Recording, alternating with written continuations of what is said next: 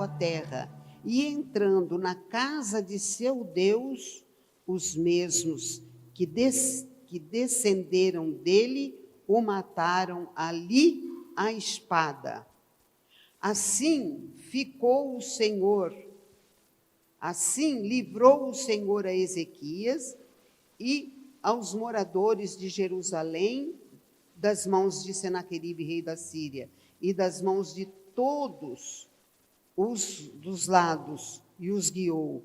E muitos traziam presentes a Jerusalém ao Senhor, e coisas preciosíssimas a Ezequias, rei de Judá, de modo que depois disso foi exaltado perante os olhos de todas as nações. Que Deus abençoe a leitura da sua santa palavra. E que o Espírito Santo de Deus fale aos nossos corações, nesta noite, nesta hora, em nome de Jesus. Toda a igreja diga: fala, Senhor, porque a tua igreja ouve. Amém. Glória a Deus. Por favor, irmãos, pode se assentar. Aqui nós temos uma palavra de Deus para o nosso coração, uma palavra de ânimo, de fortalecimento, uma palavra onde nos traz o grande poder de Deus, que está acima de tudo e de todos. O Antigo Testamento, nós temos grandes livramentos de Deus, grandes milagres, grandes maravilhas. E aqui nós vemos um rei de Israel, um rei do povo judeu, um dos reis que nós lemos lá o início do seu reinado, tinha 25 anos, reinou 29 anos sobre o povo, e nós temos aqui na Bíblia, no povo de Israel, muitos reis, uma infinidade de reis, mas nós vemos uma diferença, que inicia sempre quando fala de um rei que assumiu o trono, que assumiu a posição, na maioria das vezes, o filho primogênito, fala, e reinou tantos anos e fez o que era reto aos olhos do Senhor. Mas você vai ver também reis que pecou, reis que transgrediu, reis que não fez a vontade de Deus, reis que não ouviu os profetas, reis rebeldes, reis que não admitiam que existisse um Deus, ou se admitiam, eles queriam fazer como se eles mesmos fossem o próprio Deus. Isso era muito comum, e é muito comum hoje nos governantes, nas pessoas que têm o cargo, têm a função, foi escolhido, foi eleito, e às vezes essas pessoas se tornam uma posição como Deus. Acha que ele é o chefe maior da nação, acha que ele é maior do que Deus, que pode fazer tudo o que quer, do jeito que quer. E os reis, eles tinham toda essa autoridade. Ninguém podia impedir que um rei fizesse alguma coisa. Mas existiam reis que eram tementes a Deus, como nós sabemos que existem pessoas que são tementes a Deus, pessoas que dependem de Deus, que confiam em Deus em qualquer situação, pessoas que não importa a posição que estão, elas dependem de Deus, elas confiam em Deus, elas adoram a Deus. Como existem pessoas que não têm absolutamente nada, são pessoas que às vezes estão vivendo uma vida muito miserável, mas não depende de Deus, não busca Deus, não esperam em Deus. Então nós vemos que depende muito, muito mais de nós, das pessoas, do que do próprio Deus, porque Deus, ele é poderoso. Mas se a pessoa não crê, se a pessoa não busca, se a pessoa não quer, Deus não vai fazer.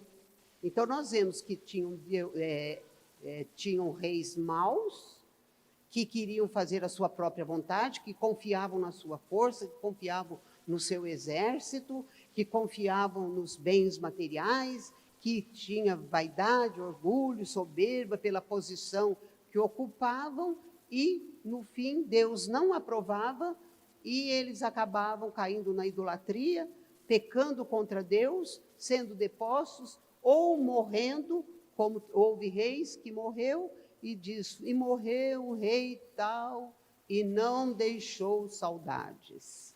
Assim também, né? Tem muitas pessoas que passam nesta vida, mas não deixam saudades, não deixam lembranças de coisas boas, se preocuparam com muitas coisas, esqueceram do principal, que é servir a Deus, que é amar o próximo, que é amar a família, que é cuidar da família, né? Que é ser honesta, que é ser correta, que é ser uma pessoa boa. E este rei Ezequias, ele foi um dos melhores reis que o povo judeu, que o povo de Israel teve. Né? Nós temos o rei Davi e o seu filho Salomão, que foram bons reis. Né? Começou com o primeiro rei, que foi Saul, que foi um rei que, né, Deus matou, como diz a própria palavra. Ele morreu, teve uma guerra muito grande e o povo foi derrotado e ele se matou, né, para não voltar derrotado, com vergonha, humilhado. Mas depois veio Davi, reinou 40 anos com grande sucesso, com grandes conquistas, foi um dos melhores reis, né, rei Davi. Depois seu filho Salomão. Depois de Salomão, que também reinou 40 anos, vieram outros reis, houve até a divisão das tribos, e também muitos reis que voltaram, se deram à idolatria, trazendo e levando o povo a adorar os deuses de outras nações, que é chamado por Deus, pela Bíblia, como deuses, nações pagãs, que tinham seus próprios deuses, e muitas pessoas achavam que era muito bonito ter o Deus, ter alguma coisa para representar o seu Deus. Na realidade, eram pessoas que iam se afastando da palavra de Deus, deixando de ouvir os profetas, e começavam então a se envolver com os deuses das outras nações. E aqui nós vemos Ezequias, quando nós lemos toda a história de Ezequias, ele restaurou o povo. Ele destruiu toda a idolatria que havia. Ele restaurou os altares, purificou os altares. Ele celebrou a Páscoa. Ele levou o povo a buscar a Deus, a se arrepender. Foi muito difícil, mas ele conseguiu. A nação estava sendo cativa do rei da Síria. Pagava tributos. Não era uma nação livre mais. E Ezequias começou a se rebelar contra o rei da Síria e deixar de pagar os tributos. Antes de se rebelar, ele começou a murar a cidade, a se preparar, porque ele sabia que o rei ia se revoltar contra ele. Era a nação uma das nações mais fortes, que conquistava reinos, nações, e que todo mundo temia. E eles tinham já entrado em Jerusalém e tinha feito o povo, feito a cidade como cativa deles. Né? Eles não tinham total liberdade, tinham que pagar tributos, tinham que dar satisfações. E Ezequias, a primeira coisa que ele fez foi levar o povo a buscar a Deus, a se arrepender das suas obras erradas, a tirar a idolatria, renovar os votos, renovar os propósitos, as alianças com Deus. Foi um rei que verdadeiramente era um rei que buscava Deus, que ouvia os profetas, era um Deus que temia, ou melhor, era um rei que temia Deus. E ele sabia que Deus não poderia ouvir o povo, se não houvesse uma obediência, uma atitude. Né? E isso é um ensinamento para nós também. Né? Às vezes nós queremos as coisas de Deus, mas nós precisamos fazer um retrospecto na nossa vida, nós precisamos analisar as coisas, nós precisamos nos arrepender, nós precisamos cumprir a palavra de Deus, não ser apenas ouvintes, mas praticar, colocar em prática, guardar a palavra de Deus no nosso coração, para que o Senhor possa ouvir e responder nossas orações. Então, Ezequias preparou o povo. Quando ele fez a Páscoa, que já muito não fazia, ele mandou passar pregão pelas cidades, pelas aldeias, e conta, né, o relato aqui, a história dessa parte, que muitos zombavam, muitos riam, muitos não queriam ouvir, atender, achavam melhor zombar, né, criticar, mas Ezequias foi firme e conseguiu levar a maior parte da nação ao arrependimento, a participar da Páscoa, a observar os mandamentos de Deus, porque Ezequias sabia que o rei da Síria não ia aceitar aquela situação. E como era uma nação muito forte, com um exército muito grande, com muito material bélico daquela época, né, daquele tempo, ele sabia que eles iam voltar atrás. E quando nós lemos este capítulo todo, do capítulo 32, conta, né, como que Ezequias se humilhou diante de Deus, como que ele fez toda essa orientação, como ele levou o povo ao arrependimento. E a parte mais bonita dessa passagem é o versículo 6. A partir do versículo 6, né, fala que ele pôs oficial de guerra, ele ajuntou o povo na praça da cidade, falou-lhes ao coração, e ele disse: esforçai-vos, tende bom ânimo, não temais, não vos espanteis por causa do rei da Síria, nem por causa de toda a multidão que está com ele, porque há um maior conosco do que com ele. Com ele está o braço de carne, mas conosco o Senhor nosso Deus, que vai nos ajudar nesta guerra. E o povo descansou nas palavras de Ezequias, rei de Judá. Amém, irmãos? Ezequias preparou o povo, levou o povo a se humilhar, a fazer a parte dele, mas também Ezequias, ele colocou oficiais, né? Ele juntou o povo, orientou o povo, ele também preparou armas, ele não, Deus vai fazer e eu vou ficar de braços cruzados, né? Então, Ezequias, ele fez a parte dele, mas ele sabia que não era suficiente, porque o adversário era muito mais forte, era muito mais preparado, e afinal de contas era aquele que dominava o mundo da época, era o maior império da época, era o império da Síria. Então ele dependeu de Deus, e ele orientou o povo. Com ele está uma grande multidão, com ele estão os oficiais, estão os exércitos, os carros, os cavaleiros, as armas. Com ele está o braço de carne, ou seja, todos os aparatos terrenos, materiais. Agora nós vemos também as ameaças que o rei da Síria, Senaqueribe, fez a Ezequias. Por você estar confiando em quem? Como quem diz, por que você está se rebelando? Por que você não quer mais pagar tributo? Por que você não quer ficar mais sob o meu comando? Eu venci vocês, né? Vocês estão confiando em quem? No Deus de vocês? Eu e meus pais já vencemos nações muito maiores, muito mais fortes do que vocês. Eles também tinham seus deuses, mas não há ninguém maior e melhor do que eu e os meus pais antes de mim, que foram conquistadores. Então, houve um desafio. O rei Senaqueribe, ele desprezou o rei de Israel, ou melhor, o Deus de Israel, ele desprezou. Seu Deus a gente nem vê. Seu Deus não vai poder livrar vocês, é nele que vocês estão confiando? E às vezes, irmãos, nós mesmos achamos que Deus, em determinadas situações, não pode nos ajudar.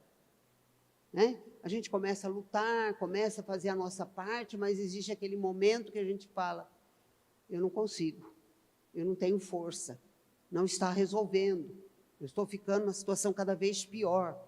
E é quando a pessoa se lembra de Deus, quando ela levanta os seus olhos, ela clama, isso que Ezequias queria que o povo fizesse, que o povo se consertasse diante de Deus, para que Deus pudesse vir ao seu favor, para que Deus pudesse vir trazer o livramento. E nós precisamos sempre colocar a nossa vida nas mãos de Deus. Nós precisamos sempre buscar a Deus através da sua palavra, conhecer este Deus, que quando nós vemos todos os milagres, maravilhas que Deus fez, como a abertura do Mar Vermelho, né? As muralhas de Jericó, coisas impossíveis, totalmente impossível a qualquer ser humano, Deus fez em favor do seu povo. E nós somos o povo de Deus. Nós somos Israel de Deus hoje. Deus nos escolheu para ser o seu povo.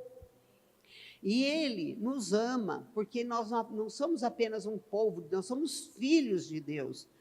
Nós pertencemos ao Senhor. E quando nós cremos, nós clamamos e nos preparamos. Às vezes é necessário uma preparação maior. Lembra aquela passagem quando um pai levou o filho endemoniado, um filho que caía na água, caía no fogo, se machucava, né, sofria de uma epilepsia, que na Bíblia, né, fala que Jesus expulsou aquele espírito de enfermidade, levou para os discípulos e os discípulos não puderam fazer nada. E o pai chegou para Jesus e disse: olha, eu trouxe meu filho, seus discípulos não puderam ajudar. Se tu podes fazer alguma coisa, salva o meu filho. Amém, irmãos? Ele reconheceu que Jesus, né, podia. Se tu podes fazer alguma coisa, quer dizer, ele não tinha uma fé tão confiante, né? Se tu podes fazer alguma coisa, salva o meu filho. Jesus olha para ele e diz: e se tu podes crer, tudo é possível ao que crê. Amém, irmãos? Jesus quis dizer assim: eu posso, e você? Você pode crer? Se você puder crer, tudo é possível ao que crê. Não tem nada que foge do alcance de Deus. Não há nada que nós podemos pensar que Deus não possa fazer. Deus pode e nós podemos crer verdadeiramente. Existe uma confiança total no nosso coração que Deus pode fazer isso, que Deus pode nos ajudar, que Deus pode abrir as portas para nós, que Deus pode operar o milagre. No nosso coração não pode ter dúvida. Mas Deus, Jesus, também sabia qual era a dificuldade daquele homem. Se tu podes crer, ele responde: eu creio, mas ajuda a minha incredulidade. Ou seja, ele sabia que ele não tinha uma fé suficiente. Logo na pergunta que ele faz para Jesus, já se, né, mostra a falta de confiança total dele.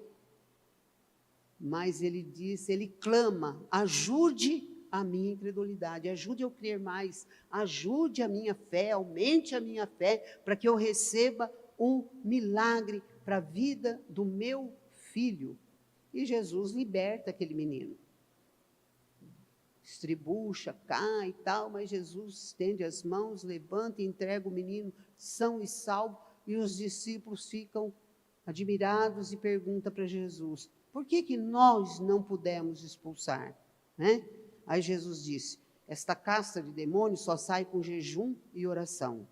Ou seja, era necessário uma preparação para recebermos determinadas respostas, determinadas bênçãos de Deus, determinados milagres. O que nós não podemos é desistir. E aqui mais uma vez aparece essa orientação aqui: esforçai-vos e tende bom ânimo. Não era para o povo ficar só esperando o milagre. Ah, não, Deus vai nos dar a vitória. O povo tinha que estar fazendo a parte dele, que era se esforçando. Se esforçando que jeito? Preparado lá com as armas, né? Uma guerra. Não era para ficar esperando. Eles não sabiam qual seria o livramento. Se Deus ia trazer um livramento em plena luta, né? Fazendo com que cada um se tornasse em 3, em 4, se eles iam para a guerra, iam ter que enfrentar aquela multidão, como nós lemos aqui, eles não sabiam como, mas o rei disse: vocês precisam se esforçar, vocês precisam ter bom ânimo, não temas. Entendeu, irmãos? Nós precisamos crer. Quando fala que é para não temer, é para a gente não esmorecer, para a gente não desesperar, para a gente não baixar a guarda. Nós não vamos conseguir mesmo, né? Mas o rei Ezequias, ele animou o povo, ele deu uma palavra para que o povo se esforçasse, para que o povo cresce, para que o povo não desistisse de receber aquele livramento, aquela bênção, né? E ele fala: com ele está lá o braço do homem. O homem, eles eram poderosos, eles tinham grandes armas, grande multidão de soldados, e eles já dominavam aquele povo, né? O povo dos judeus ali. Eles só queriam retomar, né? E com certeza aí não iam dar mais a chance que eles tinham dado antes, que eles iam ser empregados como estava sendo do rei da Síria. Mas Ezequias, ele confiou em Deus, ele fez a parte dele, fez tudo direitinho, Deus se agradou, e nós lemos aqui, neste final, né? Então o Senhor enviou um anjo que destruiu todos os varões valentes, e os príncipes e os chefes no arraial do rei da Síria, e este tornou com vergonha de rosto a sua terra, e entrando na casa de seu Deus, aquele que ele mesmo falava, né, que eles eram mais poderosos, eles tinham o Deus deles também, ele entra lá na casa, no templo do Deus deles, onde os próprios filhos o mataram. E aqui também, no finalzinho, né, diz que assim livrou o Senhor a Ezequias e aos moradores de Jerusalém das mãos de Senaqueribe, rei da Síria, e das mãos de todos os lados, de todos os povos, e muitos traziam presentes, né, coisas preciosíssimas, e Ezequias, ele foi exaltado perante os olhos de todas as nações. Quer dizer, aquela nação que estava cativa, venceu o maior rei da época. E Ezequias foi exaltado. Na realidade, ele exaltou a Deus, porque todos sabiam que a derrota era certa, diante da força, diante do poder do inimigo.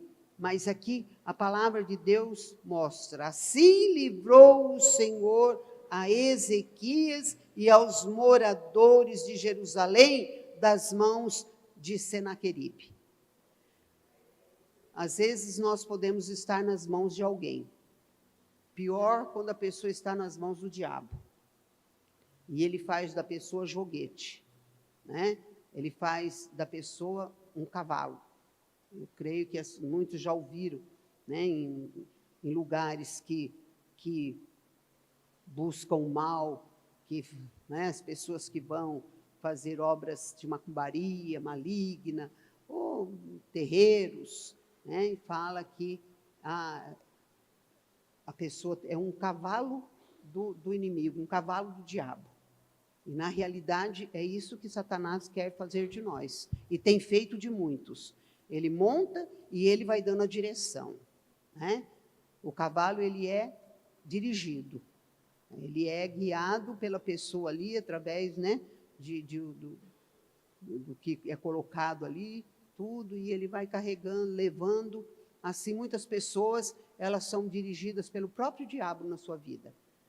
E ela não tem conhecimento da palavra, não tem fé, né? Às vezes adora um Deus que não tem poder, que não pode ajudar, às vezes faz oração de uma forma errada. Nós precisamos conhecer o Deus da Bíblia, este Deus poderoso, este Deus que não perde nenhuma batalha, Este Deus que apenas enviando um anjo, ele pode resolver toda a situação. Agora aqui, irmãos, a gente observa o seguinte, que Deus enviou um anjo e destruiu todos os varões valentes. Quer dizer, deixou a coisa fácil, mais fácil para o povo de Israel, para o povo de Jerusalém, para os soldados, que tiveram que lutar, eu acredito, porque fala que o anjo veio e destruiu todos os varões valentes, os príncipes, os chefes do arraial do rei da Síria, e o rei fugiu. Né? Fugiu como? Porque eu creio que entrou ali, né, o rei Ezequias com o povo, com o seu exército, que não era grande, mas agora os maiorais, né, os grandes guerreiros estavam feridos, estavam mortos, o anjo, e às vezes a pessoa olha e fala, mas isso é impossível. Impossível para os incrédulos, para os ateus, né? Mas para quem crê na palavra de Deus, não tem nada difícil. Não há coisa nenhuma difícil para o Senhor. Não tem nada que Deus não possa fazer. Agora, a nossa parte sempre nós vamos ter que fazer. Nós vamos sempre ter que ler, nós sempre vamos ter que obedecer os ensinamentos da palavra de Deus. Nós temos que nos alimentar da palavra, porque a fé, ela só vai ser alimentada com a palavra de Deus, com as coisas de Deus, com as coisas espirituais. Nós precisamos fazer a nossa parte. A luta está grande, nós temos que nos preparar como soldados, né? Aqui o rei, ele reúne o povo e fala, vocês têm que se preparar, vocês têm que se esforçar, vocês não vão temer, porque com eles está a força do homem, mas conosco está a força do Senhor dos Exércitos, do Deus Todo-Poderoso.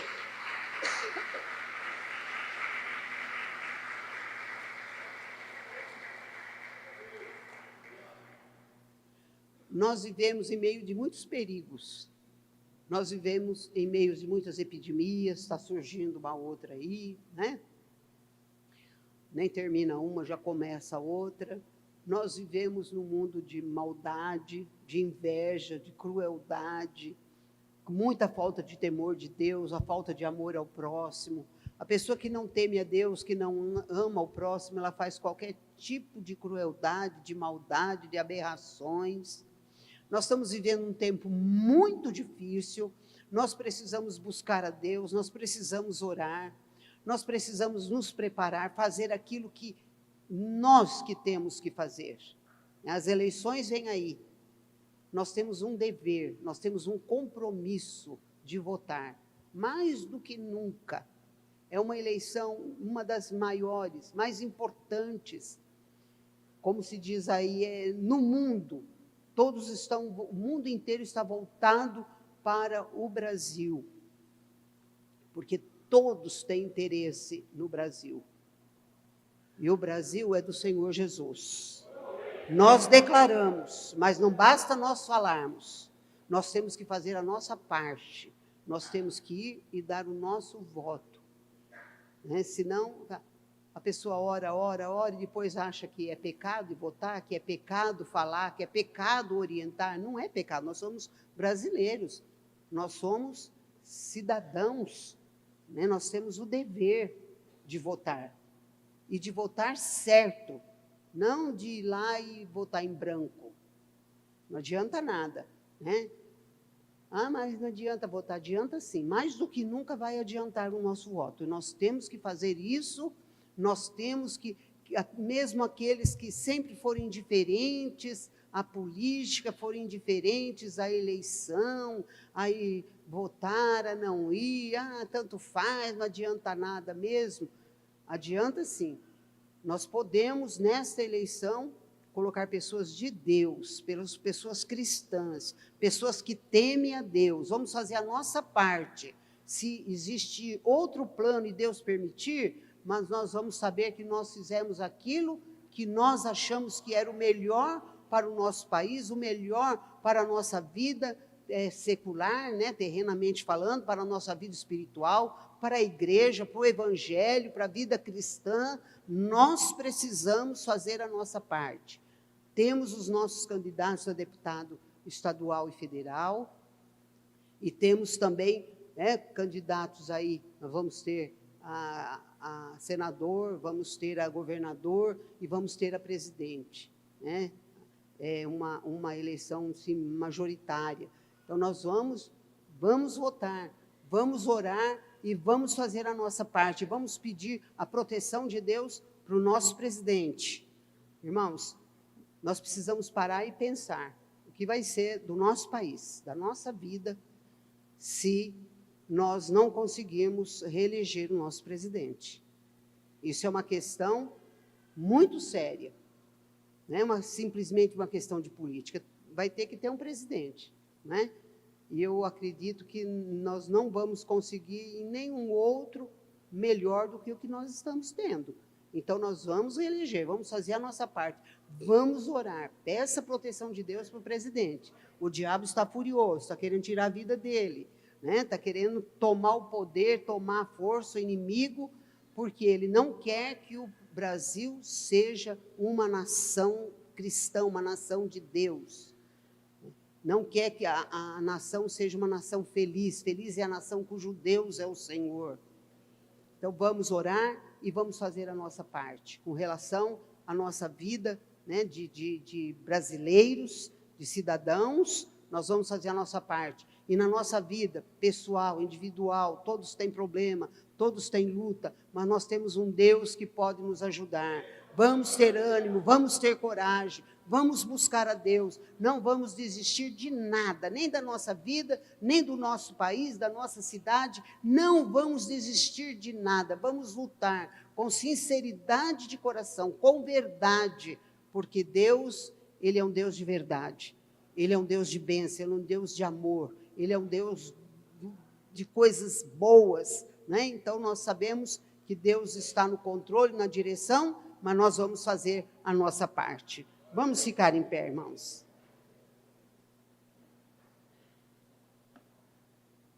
Vamos orar agora. Coloque nas mãos de Deus uma situação difícil que você tem. Fácil, para Deus não tem fácil nem difícil, mas para nós sim, né? Para nós faz muita diferença. Então, coloque tudo, especialmente algo difícil, algo que é um desafio para você, algo que é muito difícil, que você não conseguiu até agora, ou coisas novas que estão surgindo na sua vida. Coloque diante de Deus, creia que o nosso Deus é um Deus poderoso, que a força do homem, da carne, as coisas terrenas, né, não deu jeito, Deus vai dar, Deus vai agir, porque nós cremos num Deus de milagres, num Deus de